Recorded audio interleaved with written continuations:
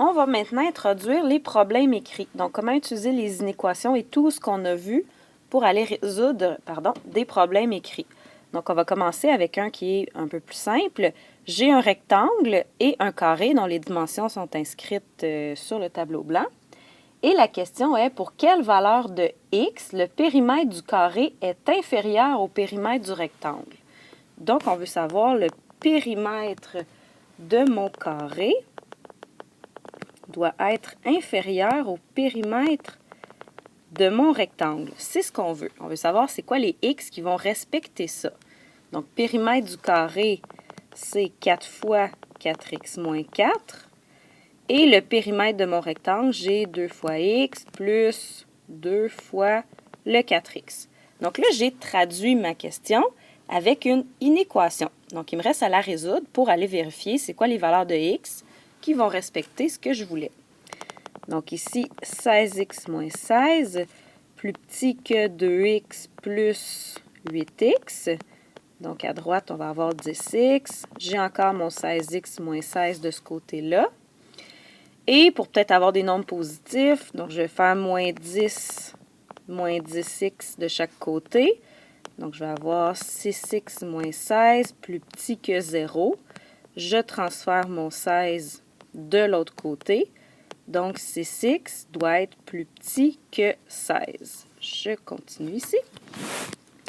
Donc, je réécris 6x plus petit que 16. Je divise par 6 des deux côtés. Donc, mon x doit être plus petit que, si je divise ça par 2, 8 tiers. Donc, x doit être plus petit que 8 tiers. Donc, à la question, c'est quoi les valeurs de x pour que le périmètre du carré soit inférieur au périmètre du rectangle? Donc, je dirais, mon x doit être plus petit que 8 tiers. Voilà la réponse. Ici, je ne spécifiais pas de donner la réponse sous forme de compréhension, d'intervalle ou encore de droite numérique. Donc, vous pourriez laisser votre réponse comme ça, juste l'inclure dans une phrase. Maintenant, une deuxième question.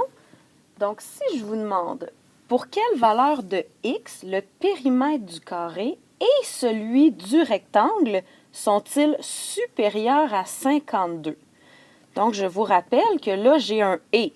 Donc, l'intersection, ça doit répondre aux deux inéquations.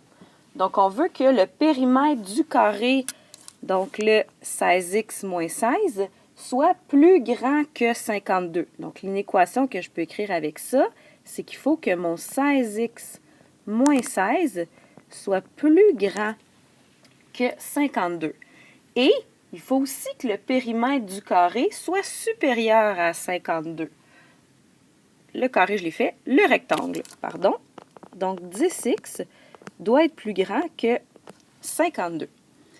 Là, je vais résoudre mes deux inéquations. Donc, divise 10, divise 10. X doit être plus grand que 5,2, plus 16 de chaque côté. 16x plus grand que 68, divise par 16 de chaque côté. Donc, 68 divisé par 16, qui nous donne 4,25. 4,25. Donc, là, j'ai un « et ». Donc, il faut que mon x soit plus grand que 5,2 et il faut qu'il soit plus grand que 4,25. À cause du « et », j'ai l'intersection. Donc, une manière facile de le voir, c'est d'aller représenter sur des droites numériques, une au-dessus de l'autre, mes deux ensembles solutions, et l'intersection est plus facile à voir.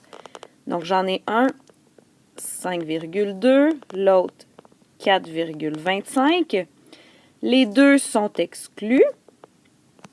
Et les deux, on dit que x doit être plus grand que 5,2, plus grand que 4,25.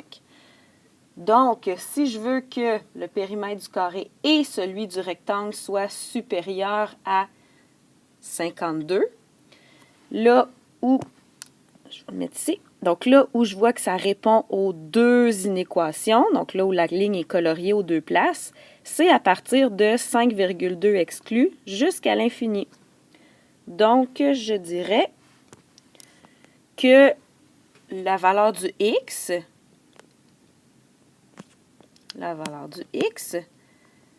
doit être plus grande que 5,2. Je manque un petit peu de place. 5,2. Et là, si on vous demande encore une fois la réponse avec une forme particulière, là, compréhension, intervalle, etc., bien, c'est de répondre selon qu'est-ce qu'on vous demanderait. Maintenant, dernière question avec ce même exemple-là. Pour quelle valeur de x le périmètre du carré ou celui du rectangle est-il inférieur à 32? Donc, mes deux conditions, c'est que le périmètre du rectangle, oups, on va replacer ça ici. Donc, le périmètre du rectangle, 10x, doit être inférieur à 32, ou encore le périmètre du carré doit être inférieur à 32. Et là, qui dit ou dit union. Donc, je vais résoudre mes inéquations, placer mon ensemble de solutions sur une droite numérique, et l'union va être plus facile à voir.